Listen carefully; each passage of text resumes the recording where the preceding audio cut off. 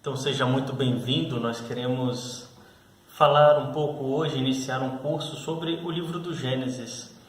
É um livro que nós conhecemos um pouco, sabemos e às vezes pensamos coisas que talvez não correspondam à realidade do livro e da intenção do autor e o seu papel nas Sagradas Escrituras.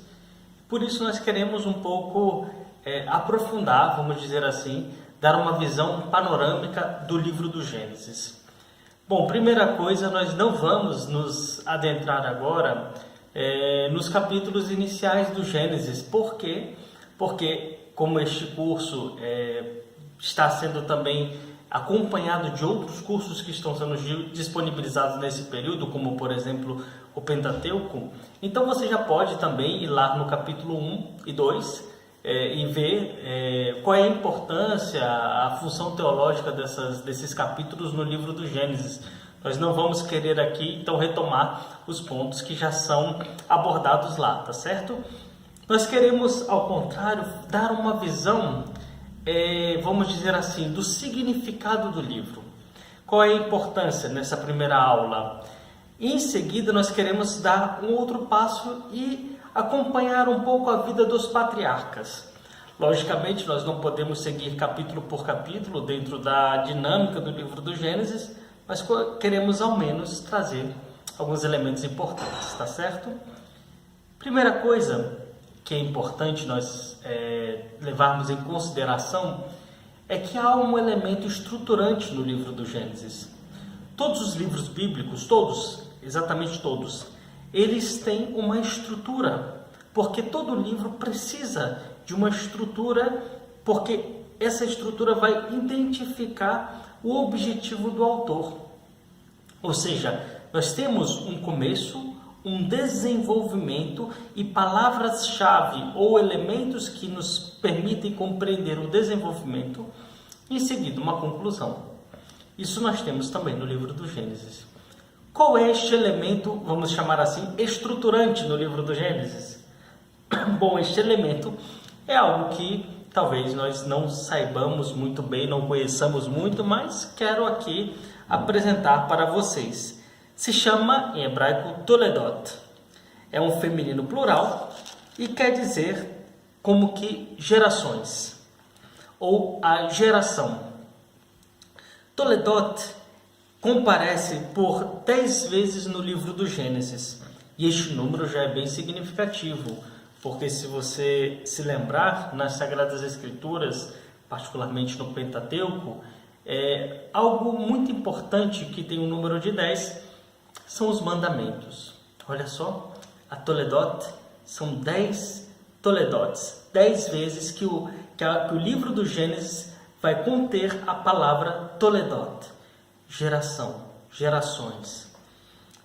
Qual é a primeira vez que este termo comparece? Não é para falar da geração de um homem, ao contrário, é para falar justamente do céu e da terra, que são criados por ação divina. Essa é a história do céu e da terra, quando foram criados. Ou seja, aqui nós temos exatamente essa geração que, na nossa tradução da Bíblia de Jerusalém, está escrito história, mas aqui está Toledot. Esta é a geração do céu e da terra quando foram criados. Por quem? Por Deus, logicamente. Então Deus é o primeiro a realizar a Toledot dentro do livro do Gênesis, e é justamente o céu e a terra que são gerados por Deus. E olha que interessante, este mesmo elemento, este mesmo termo vai servir para indicar as outras gerações. Quais são as outras gerações? A geração de Adão, que vai estar no capítulo 5, versículo 1. A geração de Noé, que vai estar no capítulo 6, versículo 9. Que você pode anotar e depois ir atrás e ler. Nós temos a geração de Sem, Ham e Yafet, que estão no capítulo 10, versículo 1. Nós temos a geração de Sem, que está no capítulo 11, versículo 10. Nós temos a sexta Toledot, que é a de Terá, que vai ser justamente o pai de Abraão, que vai estar no capítulo 11, versículo 27. Nós temos a de Ismael no capítulo 25, versículo 12. Nós temos a de Isaac no 25, versículo 19. Temos a de Esaú no capítulo 16 ou 36, versículo 1. E temos a geração de Jacó no capítulo 37, versículo 2. Então assim nós vemos que existe a geração do céu e da terra e depois as várias toledotes com as suas devidas importâncias. Claro, algumas têm mais importância do que a outra. Por exemplo, a de Terá vai ter importância porque vai vir Abraão. A de Isaac vai ser mais importante que a de Ismael, mas a Sagrada Escritura não deixa de relatar. Então nós temos assim 10 toledotes do céu e da terra e depois dos patriarcas como que um por um. Bom, eu falei para vocês que toledote é uma realidade estruturante no livro do Gênesis, né? E é isso que nós compreendemos, por exemplo, quando nós vemos as 5 primeiros toledotes e as 5 últimas, porque são 10. Se nós olharmos do capítulo 1 ao capítulo 11, versículo 26, nós temos 5 toledotes. Essas 5 toledotes, elas marcam a história das nações. Sim, porque quando nós vamos olhar até o capítulo 11, nós vamos identificar uma coisa importante. A partir do capítulo 11, nós temos a Torre de Babel, que vai narrar justamente essa história dos povos, o aparecer das línguas e a separação dos povos, né? A separação das etnias, vamos dizer assim. Então, até o capítulo 11, no versículo 26, nós vamos ter estas 5 toledotes para falar justamente da geração de todos os povos. A partir do capítulo 11, versículo 27, que aí vai começar a falar da descendência de Taré, né? Aqui nós vamos identificar algo importante, porque ele é o pai de Abraão. Então aqui nós vamos começar a tratar das descendências justamente do povo de Israel. Olha que interessante. Deus cria o céu e a terra. E isso já é a sua toledote, sua geração. Deus gera o céu e a terra. Nós temos as gerações que vão do capítulo 1 ao capítulo 11, versículo 26, de todas as nações. Então o Gênesis está preocupado em mostrar a origem das nações. Mas chega um certo ponto, no capítulo 11, versículo 27, quando vai começar a narrar justamente a geração do pai de Abraão, né, Terá, e aqui nós vamos começar a narrar a história de um povo específico. A história de Israel, que vai seguir por todas as Sagradas Escrituras. Vamos dizer que este é o fundamento sobre o qual se apoia toda a história e todo o que vem escrito a seguir nas Sagradas Escrituras. As Sagradas Escrituras não vão se ocupar mais, por exemplo, dos outros povos, a não ser enquanto estão em relação com Israel, ou de relação de amizade, ou relação de guerra, ou relação de, como acontece com Babilônia, a relação onde Israel é deportado, né? Então Israel se torna realmente como que vassalo de Babilônia e de outros. Então nós temos assim história dos povos, história de Israel. E aqui eu quero trazer um elemento que vai ser necessário para a gente depois. Justamente a história dos povos, os povos em Israel, na Bíblia hebraica, vai ser chamado sempre de Goim, é já um plural, então são as nações. Enquanto para Israel nós temos Am, quer dizer povo. E aí nós temos um termo específico para falar do povo de Israel e um termo específico para falar das nações pagãs. Nós vamos ter isso também no Novo Testamento, em grego, quando nós vamos ter laos para falar do povo de Israel e etnos, que vem da onde vem etnia, para falar dos povos pagãos. Então existe uma separação na compreensão dos povos pagãos e do povo de Israel. Mas isso não se dá somente na terminologia vamos dizer assim, dos povos. Se dá também no modo como o qual Deus é chamado. Sim, porque para Israel, isso não somente no Gênesis, mas na compreensão geral, o nome Adonai, o tetragrama que não é pronunciado, é o nome íntimo com o qual Deus se revela a Israel, particularmente com Moisés, né? E a partir daí a sua revelação. Mas quando vai se tratar dos outros povos, se pode falar Elohim. Então, existe um nome com o qual Deus preferivelmente é chamado pelo povo de Israel e um modo com o qual Deus é chamado diante dos outros povos. E olha que interessante esta distinção. Mas essa distinção, nós vamos ver que em Abraão, elas vão ser, Deus vai como que prometer uma unidade desses povos novamente. Mas se é com Abraão que vai começar a distinção, sim, com Abraão começa a distinção dos povos. Existem vários povos, mas há o povo de Israel. Porém, aqui já Deus também começa a mostrar que dentro da eleição de Israel há uma vocação para todos os povos. Sendo assim, nós compreendemos então que o livro do Gênesis, 10 toledotes, como são 10 os mandamentos, e também nós temos 5 toledotes para falar de toda a criação do céu e da terra e das nações pagãs em geral, e 5 toledotes específicas, vamos dizer assim, mais do íntimo da história de Israel. Então nós temos aqui também essa dimensão estruturante. Do capítulo 11, versículo 27, que vai tratar justamente do pai de Abraão, nós começamos as descendências que vão tocar a vida de justamente Abraão e ao povo de Israel. Mas nós temos aqui também um outro elemento importante.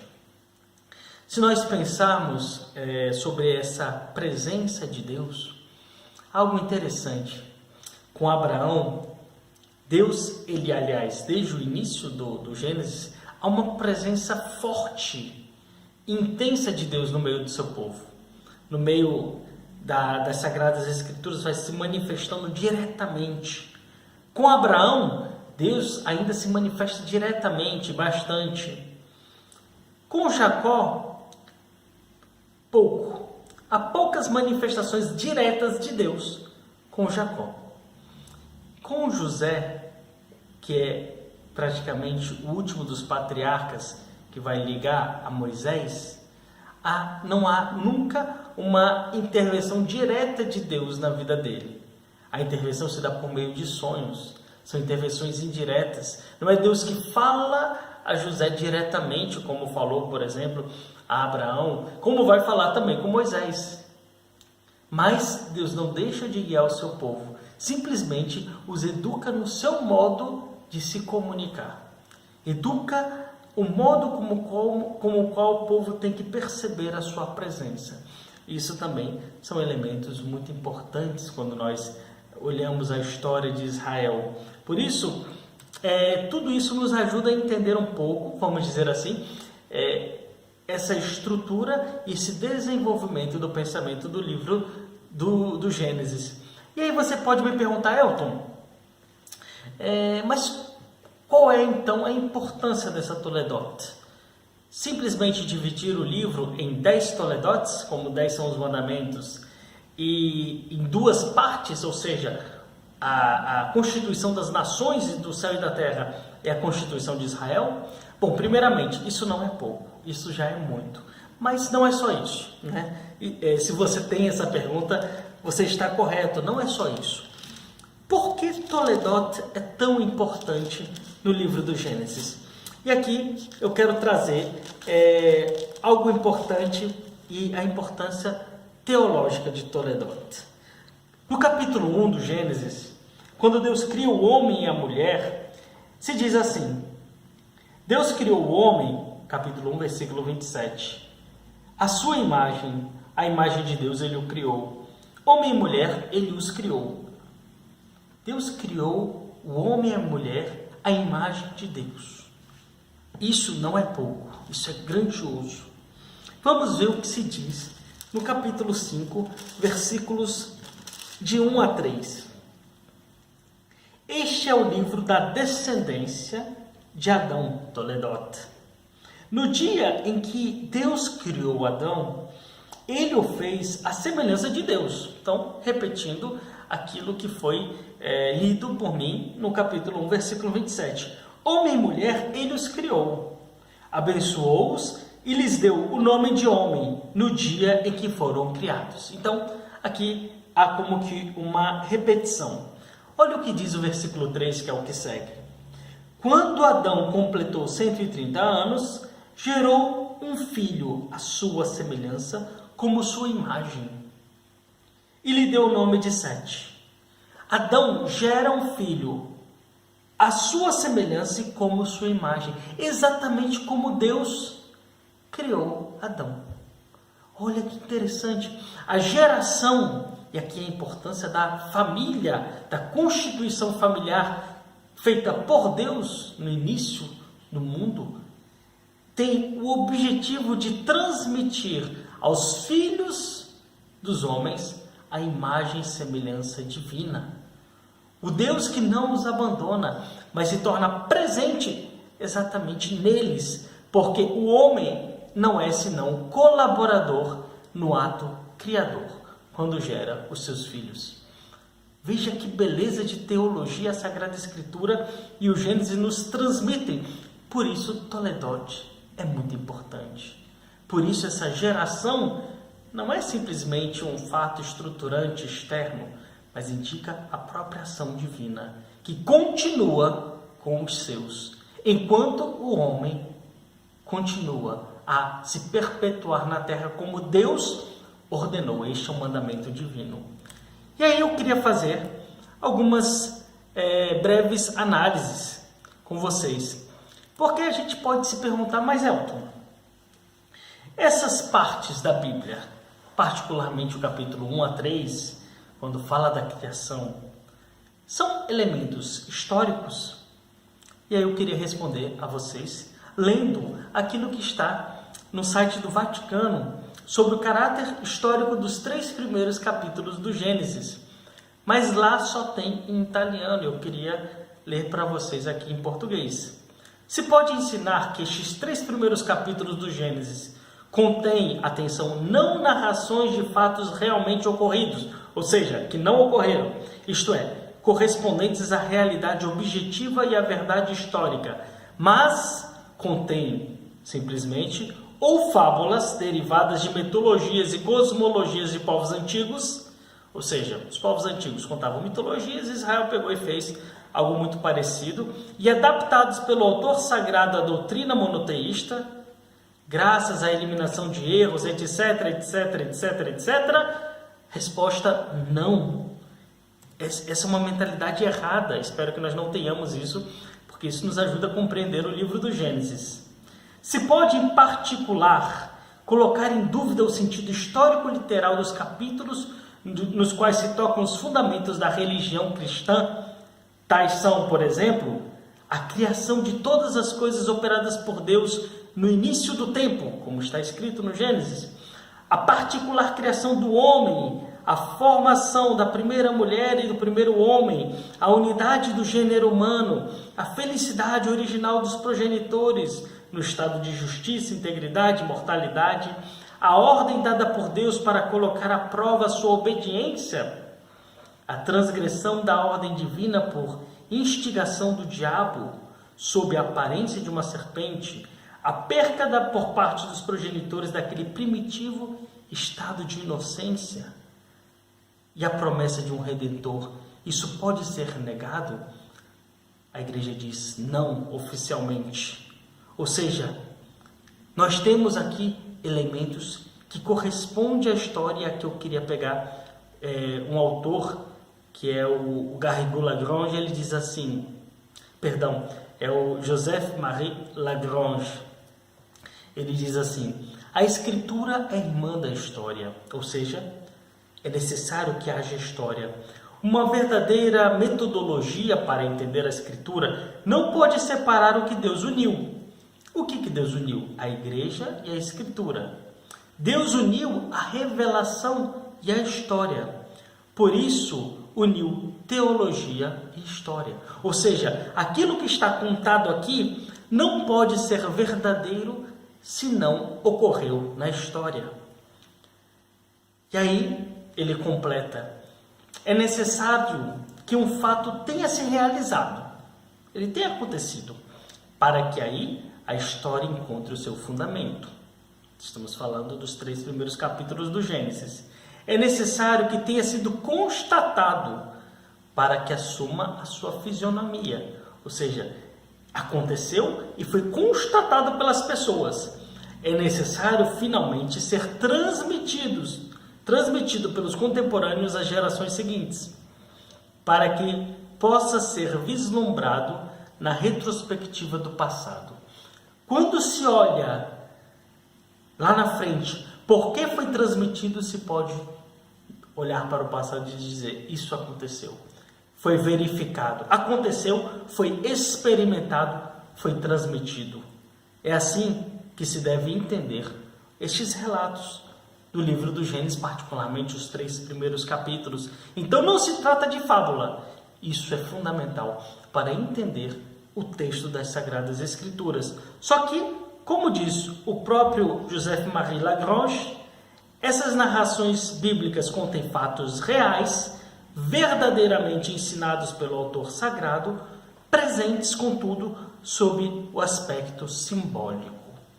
Onde está o aspecto simbólico? 7 dias. São exatamente 24 horas vezes 7? Não. Não necessariamente precisamos ler dessa forma. Isso seria fundamentalismo.